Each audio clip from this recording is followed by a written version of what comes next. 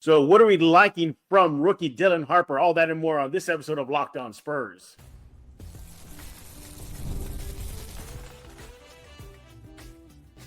You are Locked On Spurs, your daily San Antonio Spurs podcast, part of the Locked On Podcast Network. Your team every day. What is going on, you Spurs fans? Welcome back to Locked On Spurs, right here on the Locked On NBA Network. I'm your host, Jeff Garcia, Spurs writer for Ken's 5 San Antonio. As always, I'm glad to have y'all back. I appreciate y'all coming here. Your first and only stop for all things San Antonio Spurs. You guys are the everydayers. Keep on being everydayers. And go subscribe. YouTube, iTunes, Spotify, Ken's 5 Plus app. You know what to do. What is that? Subscribe ASAP. Regular season right around the corner. It's the perfect time to start coming here to Locked On Spurs.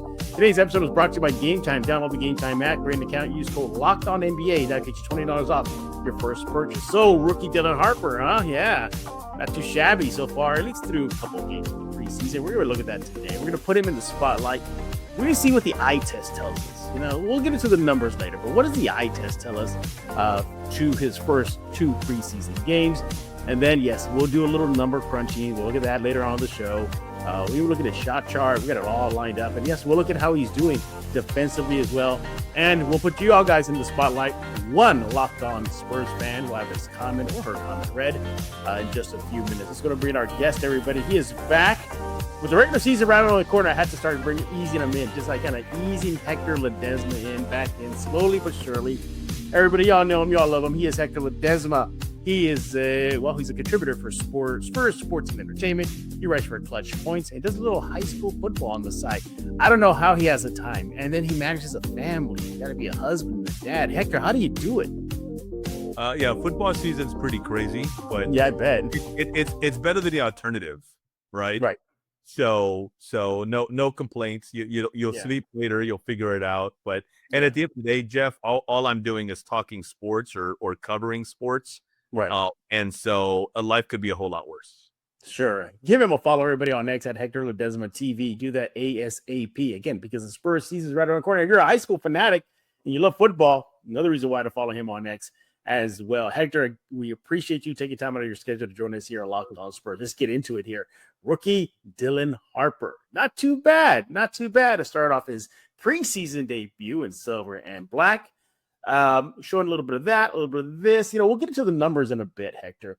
But what is your eye test telling you right out of it? What jumps at you when you're watching those games, seeing them going up and down the court, attacking the basket? What is your eye telling you? The eye test is so good on Dylan Harper that I have to guard against overreacting. Yeah. The kid's special, Jeff. I mean, he is. And we all knew coming in, there's a reason he's a number 2 pick. And we went over his strengths and the skill set ad nauseum. And then once the Spurs picked him, we've gone over the skill set and the talent and the ability and how it's going to mesh with a team that already has De'Aaron Fox and Stephon. Right. So we've already gone through all of that. I'm not going to rehash any of it. But seeing him in these first 2 games, you realize it's preseason. You realize that he's just getting his legs underneath him. Yeah. You realize a bunch of different things. But what the eye test tells you is he can get to spots with ease. Oh, for sure. Already. Absolutely. And that makes you go, man, this kid's going to be good. Like, he's not going to be solid. He's going to be good as a rookie. And then who knows from there? I mean, you know, the old cliche, the old term, the sky's the limit. But when I talk about him being able to get the spots, Jeff, it's not just that he's crafty. Like, he's athletic. Oh, yeah. You can kind of label it a sneaky kind of athleticism or a crafty kind of athleticism if you want. But any way you slice it, the guy's dynamic physically as well, starting with the size, the way he moves, his handle, how good his shooter he already is. And Jeff, the one thing, I will for this one instance go backward a little bit. I remember when the constant Giannis and Durant chatter was taking hold in the summer. Harper / the number 2 pick, if it was pre-draft or they had already taken him, right? That was the sticking point, right? That was we want Harper, we want the number 2 pick. And I would always say all along, if Dylan Harper turns out to be what a lot of folks project and think he's going to be, then yeah, you don't want to make that move. The if comes in the risk, right? Because he's Right. Whereas guys like Giannis and Durant, you know what you're getting. Well, if these, again, and it sounds silly to say if these first two games, which are exhibition games, are any indication, but if watching him in pro settings early on is any indication, there's every reason to believe he's going to be pretty darn special. Absolutely. You know, Hector, what leaps out at me when I just watch him play is just that quick first step, that explosion, that ready, set, go. And he just launches into attack mode. We saw that in the last game versus the Pacers, where he was just walking up the court with the ball, then accelerated, easy bucket with the left hand. I think that left hand is going to be very special and a unique weapon for him once he plays a real deal, real game in just a few short days. Another thing that my eye test tells me is that, my goodness, this is like potentially just rookie vibes that we're getting from him. Imagine what he is just in a couple of years from now. Imagine what he's going to be like getting that, I guess, that help, that coaching from a De'Aaron Fox, from a veteran like Harrison Barnes. Those guys are going to help him become even a better player. And you know what was lucky for him is that he has Castle and Fox at his side. I think that takes off a lot of pressure off him at that position. He doesn't have to worry about, oh my God, we got to get an attacking situation here. You know, I don't know if I could do it. You know, well, Castle's there. We got to hit a timely three. You know, we'll get into that later as shooting. But, you know, if he doesn't feel it, he can pass it off to De'Aaron Fox or somebody else. I love the fact that he has more than adequate guards at his size, at his position, that can help him out in his rookie season. It's kind of like Duncan had Robinson, you know, that kind of vibe. You know, Harper has Fox and Castle. Your thoughts? Yeah, De'Aaron's definitely going to help him along. Yeah. And to build on your point, Jeff, the quick first step, that's essentially, you hit it right on. That's essentially what I meant with that athleticism, with that sneaky, because honestly, you don't expect him to have that quick burst. Like, and this goes for guys who are starting to guard him here in these first two exhibition games. And I think a lot of pros who go up against him are going to find this out real soon. You look at him and you don't think he's not as physically imposing as Steph Castle, right? Right. And so you think, okay, this guy, kind of like a Manu, he's going to find ways to get around me. He's going to find ways to get a shot off, but it's not necessarily going to be because he's going to flat out beat you to the rim. Yeah. He can do that. He can beat you to the rim. And it makes it even more, it makes him even more dangerous and the Spurs even more dangerous. The De'Aaron Fox factor, Jeff, I'm completely with you. And not only that, a Spurs perspective, how about this luxury? Everybody kept on talking, and we'll see how long this chatter goes. And who knows? Here I am talking about it, and then watch. A couple of games into the season, they're struggling to get in a groove because De'Aaron's not even in the mix yet, right? Right. That being said, you have an option if you're the Spurs to, at some point, have either Harper, Fox, Castle, and any combination of those two on the floor basically at all times. Yep. Yeah. So don't worry so much about, well, the De'Aaron effect on Harper or vice versa on the court, so much as, to your point, look at the benefits of the De'Aaron factor for Harper off the court. Because De'Aaron will be the first to tell you, and he's told us this, a big reason he's a lot better now than he was earlier on in his career is not because he got faster. It's not even necessarily because his shot improved by leaps and bounds. It has improved.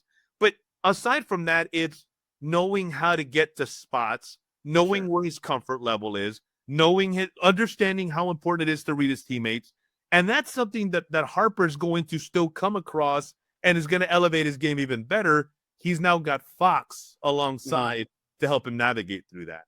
Yeah, I've just been impressed with Harper in the last couple preseason games. And I catch myself sometimes, Hector, like, okay, it's preseason, don't get too hyped because he's going to go through the traditional rookie wall. That's going to happen. It's happened to all of them. Even Victor Wembanyama admitted it a few years ago that I'd hit him. So it happens. So, you're going to have to, I wouldn't say ease up on expectations, because fan expectations right now, I think, are pretty high right now, considering his play in preseason. But, he may not, there may be some games where he gets spot minutes, and a lot of the bulk of the heavy lifting will be done by Fox. I'm sorry, by by Fox or Castle. The ball may go into even Devin Vassell's hands sometimes. You don't know. So I think with Mitch Johnson on staff, I think they're going to ease him in slowly. Yes, everybody, yes, steps. They're not going to skip steps. They're probably not going to do the same thing for young Dylan Harper. So I'm expecting, I think he has no choice to start the season, right, though, Hector, because the Fox is not playing. So you might see a heavy dose of Harper. But I think once Fox gets in, those minutes are going to go more to him than Harper. Look, something's got to give, right? They got 3 really good guards. Somebody's got to take a little hit on minutes. It's likely going to be Harper. But all right, so that's what the eye test is telling us. But what do the numbers show? How about his shooting and so much more? Let's talk about that coming up next right here on Locked On Spurs with Hector Ledesma of Clutch Points. The NFL season is here, and FanDuel is making sure you're ready for kickoff with a can't-miss offer. Right now, new customers can bet just $5, and if your bet wins, you'll get $300 in bonus bets to use across the app. You'll love FanDuel because it's just fits everything you need. You can build a same-game parlay, do player props, jump into live action as the action unfolds. Make every moment more exciting, whether you're watching your team or just keeping an eye on your fantasy lineup. Quick, easy, the best way to add a little more energy to Sundays. Cowboys have started their season. Texans are starting their season, so might as well jump on FanDuel right now.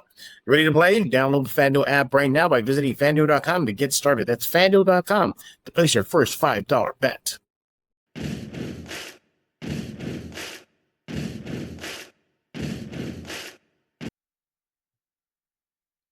We're back right here on Locked On Spurs with Hector Ledesma, who did not run out during the break because he saw nerd pictures. I'm glad he didn't. I love the nerd pictures, man. Dude, I miss them. I miss my nerd wall. I always tell myself I would have that. Maybe I should do that once a week. Just tear down this green screen I have in the back and just have the old pictures back. That'd be fun. Again, we are talking about Dylan Harper on this episode of Locked On Spurs with Hector Ledesma. You see him on your screen. Follow him on X at Hector Ledesma TV. Again, he is with Clutch Points. He's a contributor for Spurs Sports and Entertainment, and he also does high school football, or play-by-play and whatnot. Yeah, he does it all for a sports scene here in San Antonio. We looked at the eye tests. Right now our eye test is telling, yay, thumbs up, Dylan Harper's pretty good. But in reality, as they say, Hector, numbers don't lie. So let's look at his shot chart. And I think that's one of the biggest knocks coming into the NBA was his shooting ability. He can score around the rim. You'll see this chart in a bit, but there might be some hope that that outside shot will get better. All right, so Hector, here we go. Just going to put this up on screen if I can just go there. Here you go. What do you take away from this? What do you look at this? I know it's just a couple of games, but I have no doubt he could definitely score around that paint rim area. Okay, yeah, numbers check out, but too soon to tell considering it's just 2 preseason games. Well, he hasn't even shot from like anywhere else. Look at that. Yeah, the shot in the rim. No, you're right. I had to put on my readers here to kind of examine the numbers. But yeah, dude, he's taken. I'm doing quick math here. Yeah, he's taken 2-4. He's only taken 5 shots outside of the paint. That's it. So and he's hit the only one he took from Well, what would be, I guess, the right side of the court, right? Because I'm looking at this inverted. Right. Yeah. So, and he's hit 1 of 2 from the left side of the court. So, I'm not worried about his shot. It's going to improve. Sure. It's going to get better. And the irony, Jeff, is honestly in today's NBA, and this is a discussion for another day in terms of what this says about the game in general. Whatever. I'm not interested in that discussion right now. But honestly, in today's NBA, most of the top prospects coming into the league aren't great shooters. Right. It's just the reality. They can get to spots, they're creators, they're rim attackers, but they're not great shooters. And so it ends up being like the specialists, like the the guys who are like 6'7" and shoot it like from 48% from 3-point range at some Big Ten school. Those are the guys that are the great shooters. So his shot's going to be fine. And to be honest, him collapsing defenses and him getting to the rim and making something happen is going to be a net positive. And so can the shooting improve based on what we saw in college more so than these first 2 preseason games? Of course it can improve. But I think it's going to be, and it's nowhere near a liability, and it's certainly not the kind of liability that should keep him off the court. Absolutely. I'm with you right there. Yeah. Anytime we have that type of attacker, as the number showed around that paint rim area, that's a huge area of thumbs up for the Spurs. And also factor this into the Wemby effect. Wemby's going to command a lot of attention. That means perhaps a lot of space in the paint for guys like Harper, Fox, Castle, Vassell, pick your Spur, to get some really good space and go at the rim. And if he's his ability to score in the paint is, we saw on the shot chart, is thumbs up, then Spurs should not miss a beat with Wemby away from the rim on offense. All right, so let's look at some other numbers here I got for you. So this is pretty cool here. I'll put it up here. Yeah, no shocker here. In transition, he is just phenomenal. He ranks the 97th percentile according to Synergy Sports in preseason play. Basically, he's almost a point a minute whenever he's in that paint. He averages about 1.7 points per possession. He's nearly automatic when it's going into the paint. In half court, though, this is interesting too. In the half court situations, same thing. He's nearly almost 100%, about 95%, according to Synergy Sports. In the half court, he's scoring about 1.6 points per possession. Interesting enough, though, in transition, he really hasn't done any transition scoring in his minutes in preseason action. But I have no doubt that will spike once the regular season gets going. So the Spurs legitimately have themselves an attacker, according to the numbers. I think once he starts working on that shot, maybe knocking it down a little bit more, he'll become a lethal threat. But if the number is showing nothing but a kind of an upward trend for young Harper, Mr. Ledesma, you think he'll challenge for a starting job during the season? During this season, barring injuries. Yeah. During this season, barring injuries. And if we assume that Fox is going to be De'Aaron Fox, right, and if we assume that Stephon Castle is going to be noticeably better than he was as a rookie, then I don't think he's going to a challenge for a starting spot this year, all things being equal. Okay, again, that's barring injuries, right? Right. But to something you said earlier, Jeff, I do not think, and we'll see how wrong I am if I am. I do not think he is going to be a guy that's going to get lost in a rotation. No, me either. Yeah. I think he is going to be their 6th, 7th guy off the bench, or the 6th, 7th guy, the first or second guy off the bench immediately from the get-go. From the start, I think he's going to be that guy. And so because of that, I think of these two scenarios, this is what I think you're going to see. Well, let me backtrack a little bit. Of these two oh no scenarios, this is the one I think you're going to see more likely than the other. I think you're more likely to see him go 2 of 9 with 2 assists and 1 rebounds and he didn't play that well. You're more likely to see that than why did he only play 9 minutes tonight? Right. Or why did he only play 13 minutes tonight?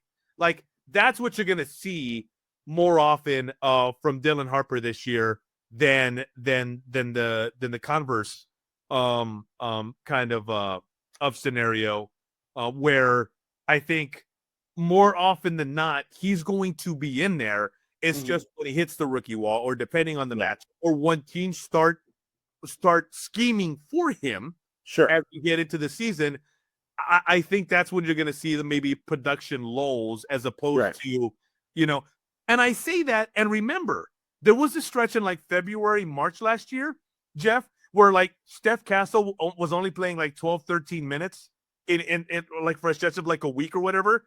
And we're what's going on? Why is he only playing whatever it was, but it was significantly less than what he started off with. I don't know if we're going to see that with Dylan Harper this year, given how, I don't want to say polished, but how NBA ready his game already is. Oh, for sure. Yeah. One other note here before we get a little touch on his defense that we were seeing so far. On offense, though, he's during preseason play, everybody, keep that in mind. We're talking about preseason play. These are the numbers coming from, right? According to Synergy Sports, he's in the 91st percentile, which is an excellent rating, right? Against man defenses. So they're trying to defend him on the man scheme. Well, good luck. He scores about 1.3 points per possession in those situations, and he's shooting about 57% again against man defenses. So he could definitely break down defenses. You're liking that. Again, the sky's the limit for this kid. You can see it. It's going to take time. But let's talk about the defensive end, though. What are you seeing defensively from him? He moves his feet really well. Yeah. I've noticed that. Now he need, it's going to come with time. It's staying in front of the defender.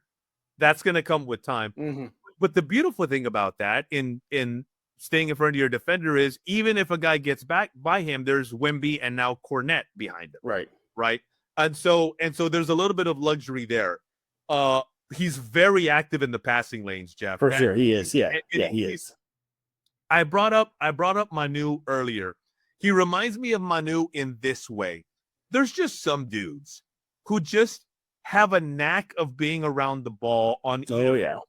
And Harper to me is showing that he's one of those guys. He's just around the ball, finds a way to get loose balls, finds his way around the ball, often finds a way to make something positive happen with the ball or when he's defending.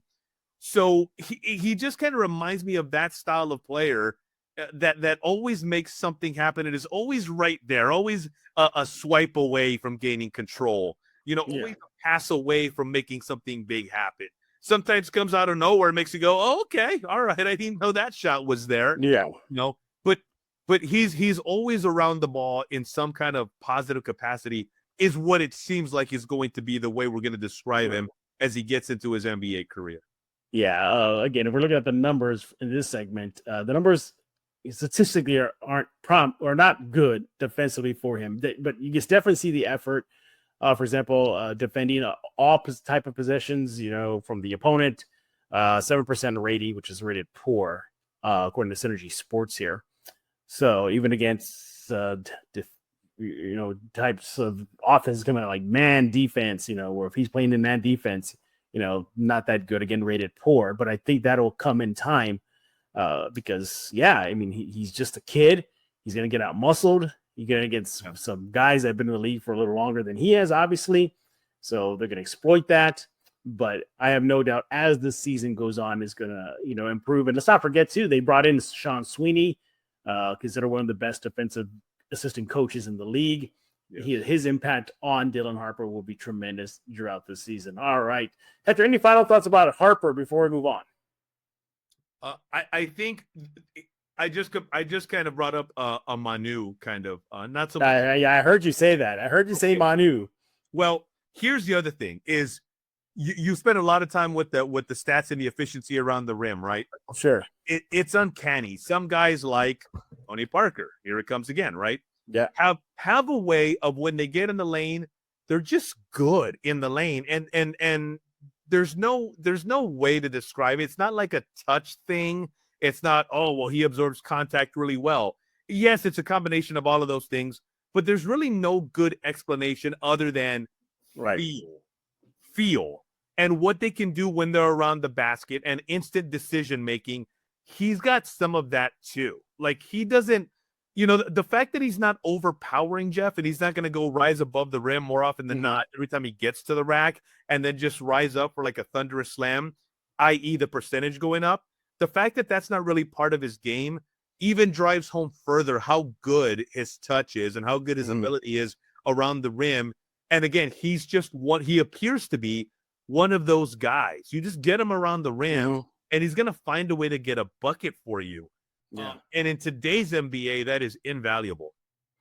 Yeah, I'm with you there. But I think me, you, everybody watching this show right now can all agree on one thing that projection, that trajectory is just going to go up and up and up every single game that he plays. More experience he gets, it goes for all rookies. But when you got your number 2 overall pick, many felt that he maybe could have gone number 1 and nobody wouldn't have been surprised. Yeah, Spurs got themselves a young gem in silver and black. He is Hector Ledesma with clutch points. Make sure to follow him on X at Hector Ledesma TV. Follow me on X at Jeff G Spurs Zone to let us know your thoughts about Dylan Harper. What do you like so far? We get it, Hector and I. We understand it's just a couple of games in the preseason, but what are you so far liking? What you're seeing, or maybe not liking from young Harper? Let us know right now. Coming up next, we're going to be discussing Locked On Spurs fan comment. We're going to pick one and react to that. And that's coming in next right here on Locked On Spurs. Let's talk about Wayfair. The holidays are going to be here before you know it, which is exciting, but getting your home ready for guests and celebrations can feel like a lot. Maybe you serve wear needs or refresh, or the guest room could use a new bedding. Wayfair has everything you need to get your home holiday ready, from Christmas trees to wreaths to bedding, cookware, outdoor inflatables. It's your one-stop shop for every room in the house. Wayfair makes it easy to personalize your home for the holidays with a huge selection of every style and budget, with free and easy delivery. Even on the big stuff, you can get everything you need without the hassle of huge deliveries. Look, if you recently ordered something for new holiday decor from Wayfair and it's completely transformed your living room, then you did the right thing by going to Wayfair. Wreaths, throw pillows instantly make your space feel warm and festive. And you'll love how easy it is to find pieces that fit your style and budget. Everything in one place. And checkout was a breeze. Get organized, refreshed, and ready for the holidays for way less. Head to wayfair.com right now to shop all things home. That's WAYFAIR.com. Wayfair, every style, every home. Yeah, let's talk about game time. Basketball season is officially here. Nothing beats being in the arena for those opening games. But let's be real, getting tickets can be a total headache. Between waiting in queues, surprise fees, prices that jump right out before checkout. Hey, it's easy to get frustrated when it's all you want to do is just cheer on your team. That's where Game Time comes in. The app gives fans the advantage. It's your ultimate life hack for scoring amazing NBA tickets, fast, easy, and free. You can use the Game Time app to grab seats for your San Antonio Spurs. It'll be simple. You can get the great seats in minutes. You'll love what you see because there are no hidden fees at checkout. You can even look exactly at your view before you even buy the tickets with their in-app seat view feature. Their zone deals are a game changer. You pick the section, Game Time picks your seats, and you say big. You can even find NBA tickets for under $25. Take the guesswork out of buying NBA tickets with Game Time. Download the Game Time app, create an account, use code LOCKEDONNBA for $20 off your first purchase. Terms apply. That's code LOCKEDONNBA for $20 off. Swipe, tap, ticket, go.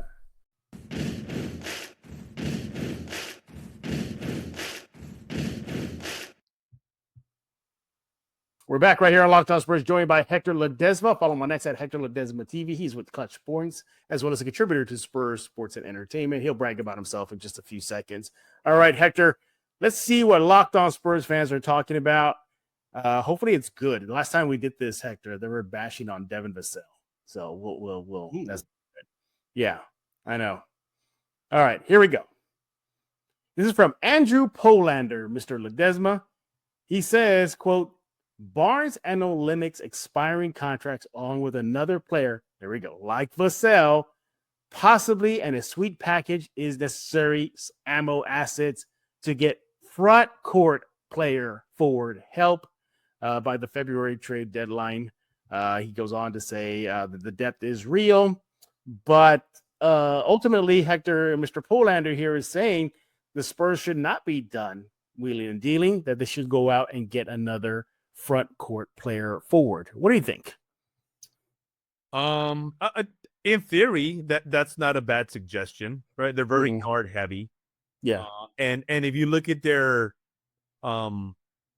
centers / bigs, you know, you have a hard time calling them a power forward nowadays, because what is a power forward? Yeah, nowadays, exactly. right? Their bigs outside of Wemby and Cornette, that's that area you would say would lack, right? Like I actually sat down with Harrison Barnes, and that's coming up here. I'll post that here pretty soon. And that was one of my questions to him, is like, hey, for as many guards as the Spurs have, they don't have hardly any other Harrison Barnes guys. Like, so, and it was a question, the context being, what's his role on this guard-oriented, guard-heavy lineup? So to the question, yeah, they could use more help. I don't think there's anything wrong with that. In terms of exploring, the question is where are they at come trade deadline? Right, that's key. If they are really struggling and not meeting what many people thought they would meet, and they're like hovering around like 12 or 11 in the West as opposed to like 7 or 8, maybe even 6 or 5, whatever, then then you look at them and you go, they this isn't enough. Like they need some more help. But I think it largely depends. I'm curious to see what this group looks like, Jeff, because if the Thunder showed us anything, it's that it's being guard heavy isn't necessarily a bad thing, right? So I think when you look at the roster construct, I'm curious to see what these guys can do, because outside of Kelly O, when he gets back, Vic and Cornette, like every other valuable member of the Spurs rotation, including Sohan, is more perimeter oriented, right? Like Sohan plays inside, but come on, you're not going to give the ball to Sohan like on the block and be like, hey, exactly, right? Like that's not. Nor are you going to ask him to defend the other team's best center, like the other team's starting center every single night. Nor are you going to ask him to get 12 rebounds every single night. And so outside of the 3 that I mentioned, everybody else is perimeter heavy. And I think what we're learning in the NBA, what we're finding out is that's not necessarily a bad thing, even if it takes the mind a little while to get used to that, because we're in this forever balance of positions don't matter, but they kind of do, because you don't have enough of this and that and this.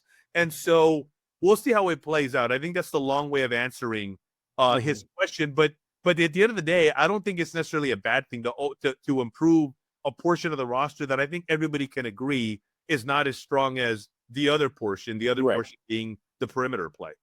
Yeah, I'm down for a deal, but if it brings in a long distance shooter sniper kind of guy, that's where I stand. Right. No, I'm not trying to knock Champagny, Devin Vassell, not even Harrison Barnes. Right. But Barnes is coming off a really good shooting percentage from deep last year. Will that cool off? Don't know. We got to wait and see. Devin, he can hit him. We know that.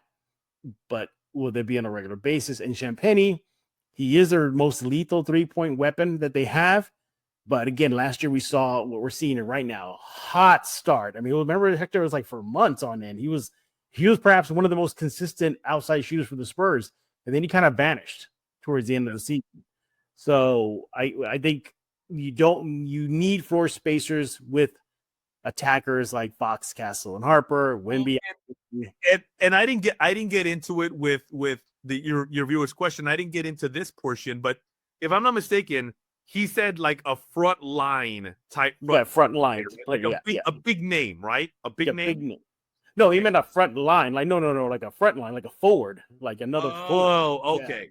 Because I was going to say, realistically, if you're going to get like a big time, like an all-star caliber or near all-star caliber guy who plays that position, you're going to need more than Kelly O and Harrison Barnes expiring contracts. Yeah. No. I'll read it again here. It says, okay, continue. Quote, to get a front court player / forward of consequence. So, yeah, he's looking for somebody who's going to make an impact. Like, boom. You could argue that Cornette is a big guy of consequence already. Yeah, exactly. Yeah, but you look at the front court area, just the bigs. It's really Wemby, Cornette, and then it's Olynyk, who he can't spread the floor. He is an adequate vet, and then it's Bismack, and I guess you could throw in Sohan if need be, but. I guess it's a little thin. Wemby and Cornette go down. Then we're in trouble. No, it's definitely thin. Jeff, no, there's no two ways about it. My point is that's the NBA nowadays.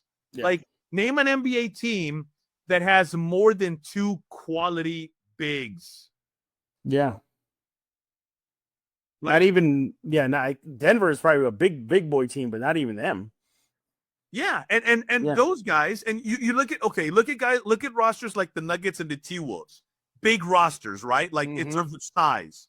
How many of those guys like really play inside? Like, even Jokic Joker, Jokic is Jokic because he's at the top of the 3-point line causing all kinds of havoc all the time, And so, like it's just a different game. And so when people talk about they need better front court players, I agree in the sense that you need better everything unless you're the Spurs right now and you have a logjam at a certain position, which again isn't necessarily bad. But coming back to the point, what does that mean? Like, what do you need? What are you lacking? Do you need rebounding? Do you need shot blocking? Because gone are the days where guys like Robinson, Elijah and Ewing give you all of those things in one player. Like, you don't have that anymore. You don't have the guy. So what do you mean? And not just your viewer, what does a person mean when they say they need more front court? Is it they need more height? They need more rebounding? They need more block shots? They need more interior defense? Because the answer to all of that theoretically is all of the above. But the specifics is, okay, well, what player then do you target and what are you willing to give up for him given the way your team's built right now? Yeah, exactly. I mean, who knows? Speaking of size, or height, Wemby could be 7'10" by tomorrow at the rate he's going. I mean, seriously. Maybe one day he's 7'4", one day he's 7'5", one day he's taller than Boban. I think I've been saying this to you from the beginning. And maybe I said it to you at some point. Yeah. I have always said, I don't know what 7'4" looks like, but I always said Wemby is taller than that. Like whatever 7'4" is supposed to look like, I don't know. Like when it's standing next to me or when I see it from a couple feet away, but he looks bigger than that. And so I have maintained that from the beginning. And so when I hear people saying nowadays, like he's probably closer to 7'6" or maybe even 7'7" with shoes and blah, blah, blah, I can go with it. Like that's, to me, that's not preposterous. Well, you saw Boban right on ESPN say that even he had to look up to Wemby on the court, and Boban's listed. I think he did say on air on the record that he's 7'4". Yeah. So, height is definitely not a problem for the Spurs, but maybe depth could be in that front court. Again, thank you for that comment there, Mr. Andrew Polander. We appreciate it. He is Hector Ledesma with Clutch Points, Spurs Sports and Entertainment as a contributor. High school football. Hector, you do it all. Tell everybody can get a hold of you and watch you on TV and whatnot. So, I know a lot of your great viewers are very Spurs oriented. So I write for Clutch Points, and I also do video reports from the arena and from practice sites, things along those lines. You can catch those on the social media networks and on YouTube, on my social media handles, I should say, Twitter, Facebook, Instagram, as well as YouTube. I write for Clutch Points, as mentioned, and I also, whenever the Spurs need me, I'll do stuff for either the Spurs broadcasts, mostly on Bally's, or for the Austin Spurs or for San Antonio FC, things along those lines. I'll, either play-by-play, whatever they need me to do, pregame, halftime, postgame, anchoring in segments, whatever, within all of that. And in this time of the year, and within that, Jeff, among the things we're talking about and with the Spurs, and I alluded to this earlier, Harrison Barnes sat down with him. We'll show that here in the coming days, both parts 1 and part 2 of that sit down. And then outside of that, Jeff, for those of you in the Hill Country who are able to get GBTC and their cable subscription, I do their Thursday night kickoff high school football game of the week every Thursday.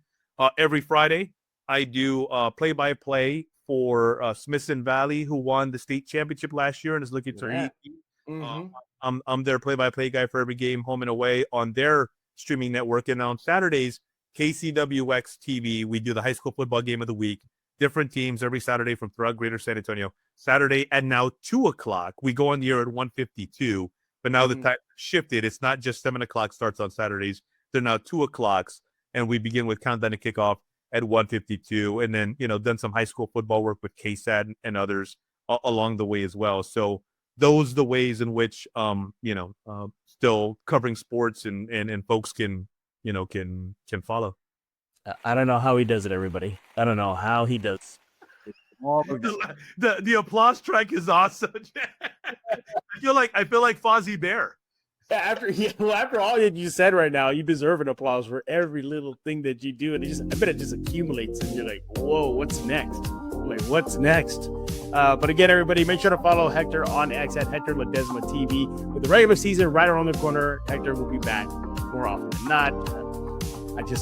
There was nothing to talk about during the preseason, but we're getting there. So Hector will be back a little bit more frequently here on Locked On Spurs. Hector, we appreciate you as always. Thank you for taking time out of your schedule, your very packed schedule, as you've told us right now, to join us here on Locked On Spurs. Everybody else, we thank y'all for making Locked On Spurs your first listen each and every day. You guys are the everydayers. Keep on subscribing to Locked On Spurs, iTunes, Spotify, Kings 5 Plus app, YouTube. You know what to do. Just hit that subscribe button and you're good to go. We'll be back tomorrow to wrap up the week right here on Locked On Spurs. Get ready for the regular season right around the corner at Dallas to kick things off. How about that? In-state rivals, but they're still a few days away.